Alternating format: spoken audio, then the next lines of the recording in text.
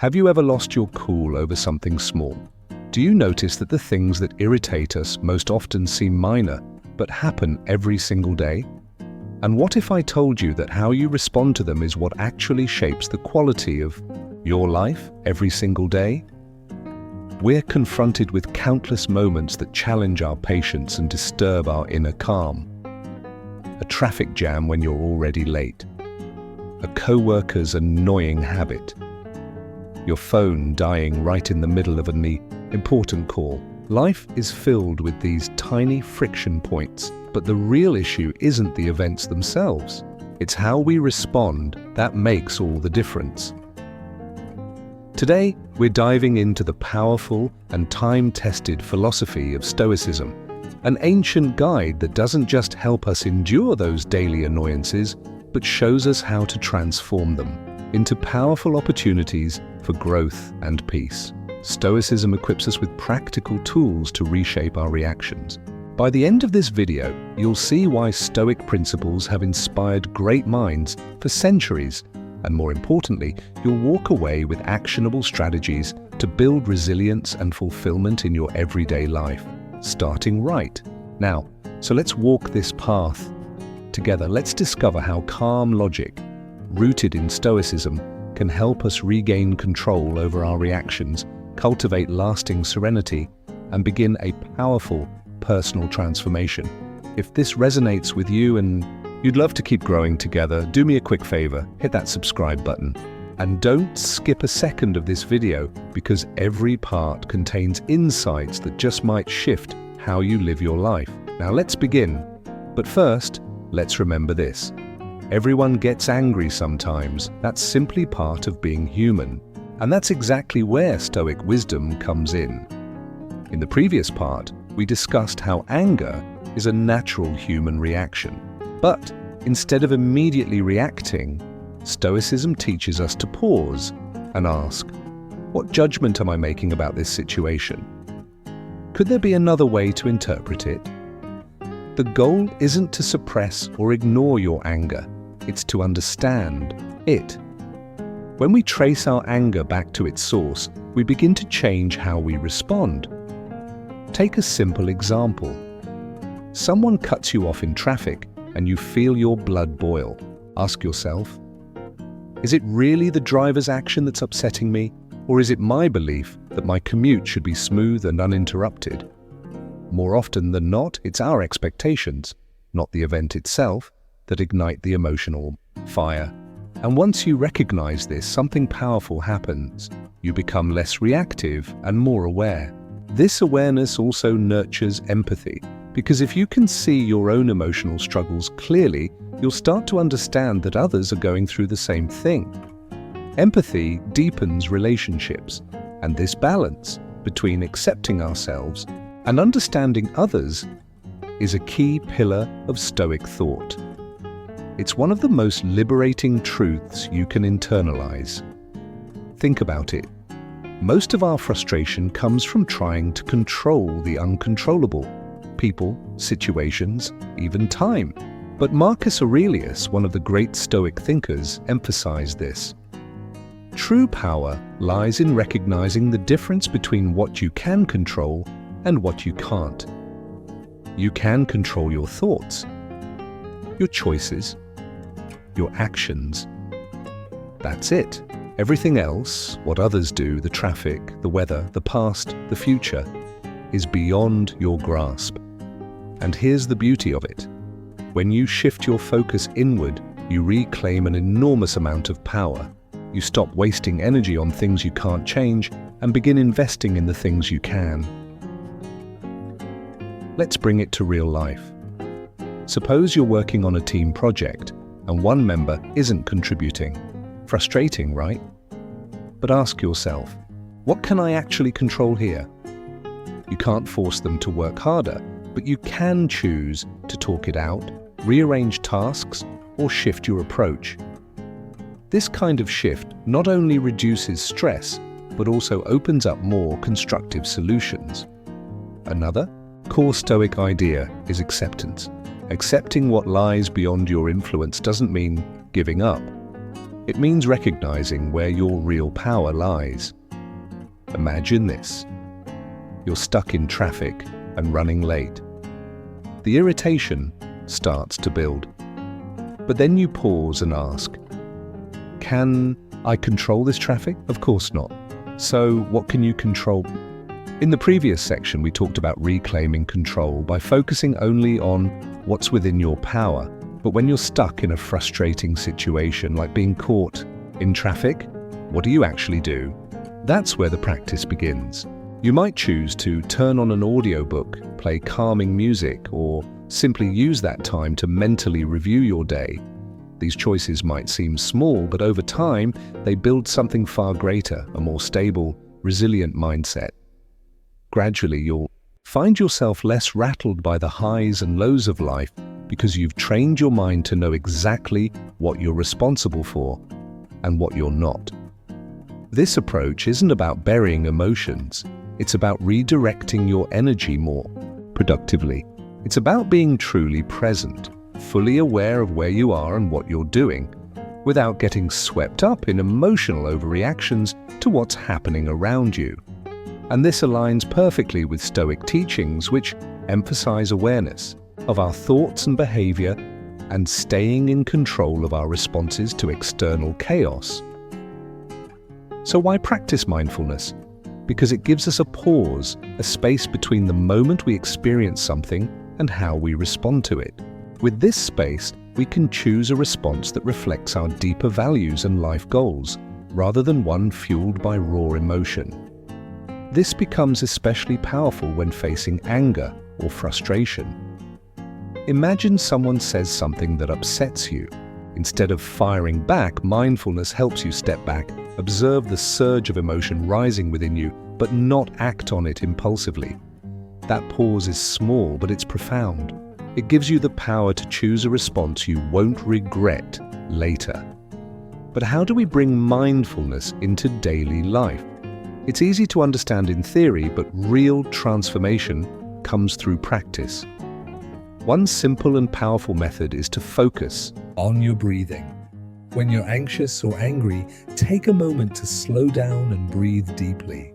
This shift draws your mind away from the triggers and back to something you can always control: your breath. Another method is what I call mindful observation. Pick an ordinary moment, like drinking a morning coffee, and immerse yourself in the experience. Pay attention to the aroma, the warmth of the mug, the taste. This practice builds the habit of being present, even when things get tough. Over time, this trains your brain to respond to frustration with the same clarity and calm. And Stoicism gently reminds us everything is impermanent, even our emotions. So, the next time, previously we talked about mindfulness, the ability to pause before reacting. Now let's explore a powerful Stoic principle that deepens this practice: impermanence. Mindfulness trains us to experience our emotions without labeling them as good or bad. You can acknowledge that you're angry, see it clearly for what it is, but also remind yourself that this anger is a fleeting state, not your identity. It doesn't control you unless you choose to let it.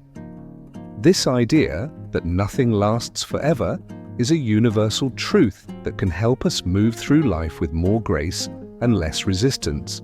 Once we stop fighting change, we begin to flow with life instead of against it. Think about how often we get upset when things don't go our way: a missed job promotion, a relationship that ends unexpectedly, a sudden health issue. Our first instinct is to resist, to feel sad or angry. But Stoicism invites us to view these moments through the lens of impermanence. When you fully internalize that nothing is permanent, you begin to understand that your emotions are temporary too. This doesn't make your feelings less real, it simply puts them into a wider, calmer perspective. Embracing impermanence helps us live more in the present, with less worry about what was or what might be. When you know that nothing lasts forever, you start to appreciate what you have more of deeply. The people around you, the little joys, the precious moments. Nothing is taken for granted anymore, and that awareness, it's liberating. It dulls the sting of negative experiences and heightens the sweetness of the good ones. So how do we practice this acceptance in everyday life? Start by simply noticing the world around you. Watch how the seasons change. Feel your moods shift from morning to night. Reflect on how your relationships have evolved over the years.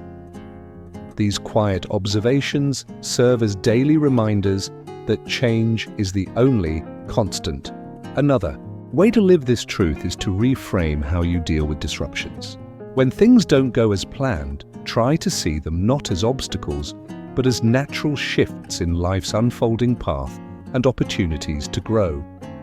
Think back to a time when something didn't work out, and later, something even better came along. Often, it's only in hindsight that we see the value of the change. Stoicism doesn't just ask us to accept impermanence, it invites us to draw strength from it. Every ending, every unexpected turn is a new chance to build resilience and flexibility. And in the next part, now that we've acknowledged the impermanence of all things, including emotions, it's time to take a deeper step, understanding the roots of our emotions.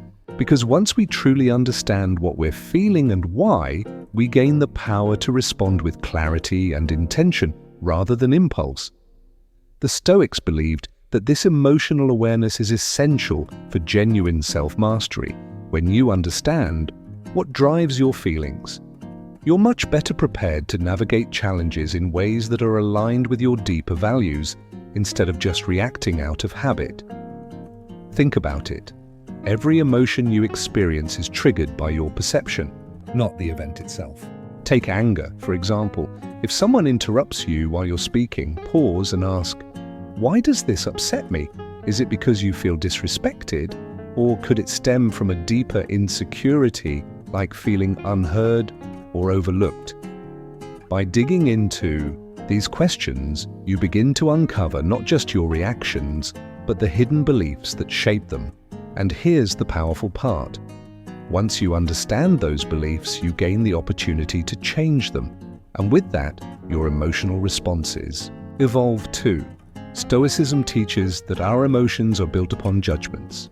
And judgments, thankfully, can be questioned, examined, and restructured. So next time a strong emotion rises, anxiety, anger, sadness, try stepping back and asking yourself, what belief is driving this? Is it actually true? Is it serving me in a helpful way? These simple yet profound questions can change everything. They allow you to shift your perspective and choose an emotional response that aligns better with who you want to be. Let's say you're anxious about a big presentation.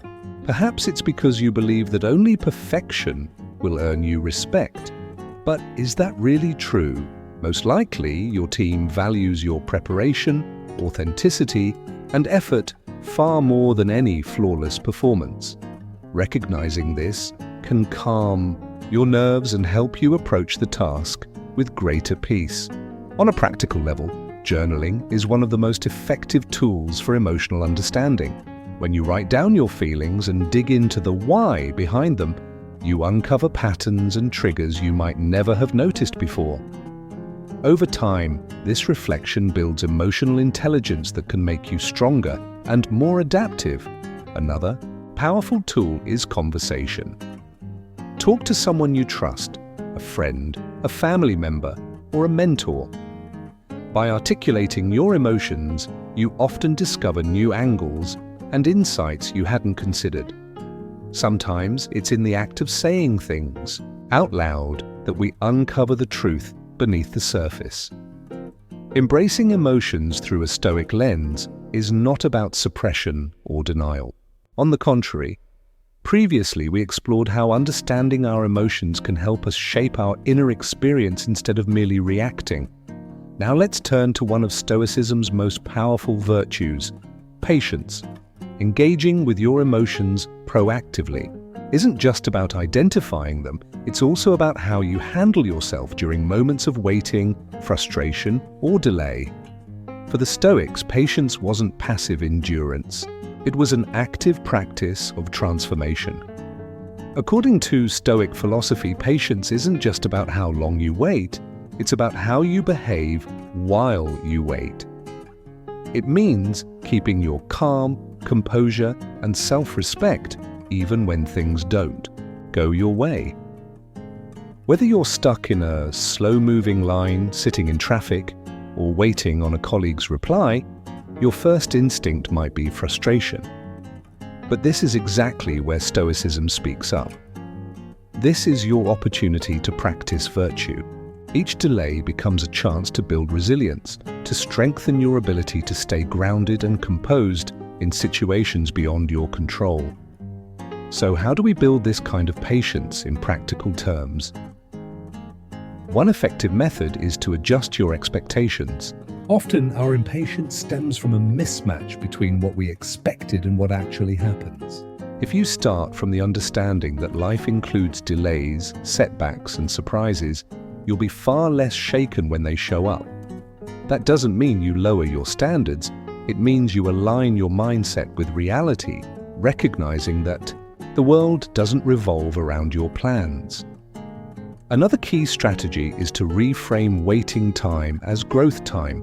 For example, if you're stuck in traffic, you can listen to an audiobook, practice deep breathing, or reflect on your day.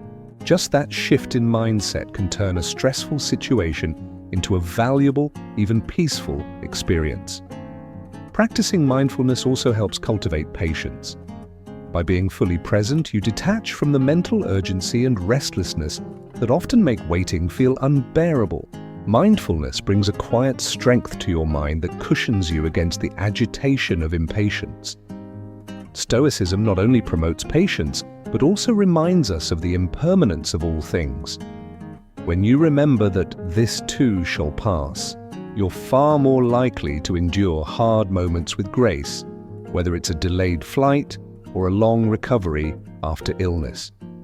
And this combination of active patience and the wisdom of impermanence becomes a powerful force, one that helps you face life not just with endurance, but with calm, clarity, and quiet strength.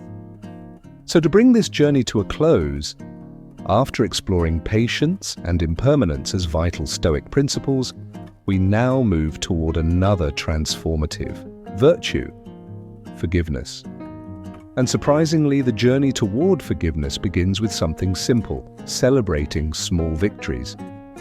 Whenever you manage to stay calm in a situation that would have previously made you lose your temper, acknowledge it. Reward yourself, even just mentally, for making a better choice. These small recognitions reinforce your behavior and help turn patience into habit. Moments like these don't just change how you relate to others, they have a deep and lasting effect on your inner peace. In Stoicism, forgiveness is not about condoning the wrongdoing or forgetting the pain. It's about freeing yourself from the emotional weight that comes from holding on to resentment. Forgiveness demands deep self-awareness and emotional control, qualities Stoics work to cultivate over time. It starts by recognizing that our anger and hurt, while natural and valid, are ultimately within our power to release. This doesn't mean forgiveness is easy or quick. Often it's a long and intentional process, one where you keep choosing again and again, I won't let someone else's actions ruin my peace of mind. That's the essence of Stoic forgiveness. Making a conscious choice to stop letting the past dictate your present state. And when you do this, something beautiful happens. You reclaim your emotional energy and you redirect it toward pursuits that align with your purpose and values. But how do we begin to practice forgiveness in daily life? First, by acknowledging a simple truth. All human beings are fallible, including ourselves. Sometimes we act out of ignorance, sometimes out of pain. Reflecting on your own shortcomings can help cultivate empathy toward others, and empathy is the doorway to forgiveness. Another Stoic practice is to zoom out and see the bigger picture. Many of the grievances we hold tightly aren't as significant in the grand scheme of things. When we focus on long-term well-being, anchored in peace and clarity, the sting of immediate offense tends to soften. Forgiveness also involves reframing your narrative. Instead of seeing yourself as a victim, try viewing yourself as someone who has overcome, a survivor, a person who met hardship and grew stronger because of it. This shift doesn't just make forgiveness easier, it gives you back your power. Additionally, engaging in meditation or mindfulness exercises can help calm the emotional storm. Previously, we explored how forgiveness, supported by mindfulness, can free us from emotional burdens. One simple but powerful way to begin that process is through quiet meditation and focused breathing. As you sit still and breathe slowly, allow thoughts of forgiveness to gently enter your mind. Picture those who have wronged you and imagine sending them thoughts of goodwill. This doesn't mean you condone their actions, but rather that you are choosing to release their hold on your emotional state. Most importantly, understand this. Forgiveness is a journey. It doesn't happen all at once, and that's perfectly okay. Each small step you take toward forgiveness is also a step toward greater freedom and emotional balance. At its core, self-control is what allows us to pause before reacting. It gives us a moment to ask, does this action support my long-term values and goals? Think about trying to live a healthier life. It's self-control that helps you resist that late-night junk food. And when emotions flare, it's self-control that helps you hold back harsh words or impulsive responses, protecting relationships and your own peace of mind. So how do we strengthen this essential skill? One Stoic practice is daily reflection. Take a few moments at the end of each day and ask, what choices did I make today? Were there moments when I lacked control? What triggered that? This kind of self-inquiry is the first step toward managing your impulses more wisely. Another powerful method is to create clear personal rules rooted in your core values. Stoicism teaches that living by rational principles is key to a good life. Something as simple as not checking your phone during meals or limiting your social media time can become meaningful ways to build discipline and improve your quality of life. Visualization is also a helpful tool. Before entering a situation where you know you might be tempted to act impulsively, imagine yourself responding with calm and restraint. Picture the satisfaction of staying true to your principles. This kind of mental rehearsal makes it more likely you'll act that way when it counts. It also helps to gradually increase your tolerance for discomfort, because that's a big part of self-control. The Stoics believed in exposing themselves to small voluntary discomforts, cold showers, fasting, or resisting temptations to build mental strength. Why? Because when you realize that discomfort isn't as bad as you feared, you become more confident in facing emotional and social challenges. But above all, remember, self-control is a lifelong practice, not a finish line. You will slip up, and that's okay. What matters most is that you reflect, learn, and keep moving forward. Every act of self-control, no matter how small, is a quiet victory and a step closer to becoming a calmer, wiser, more grounded version of yourself. Thank you for joining me today at Stoicism Philosophy Daily.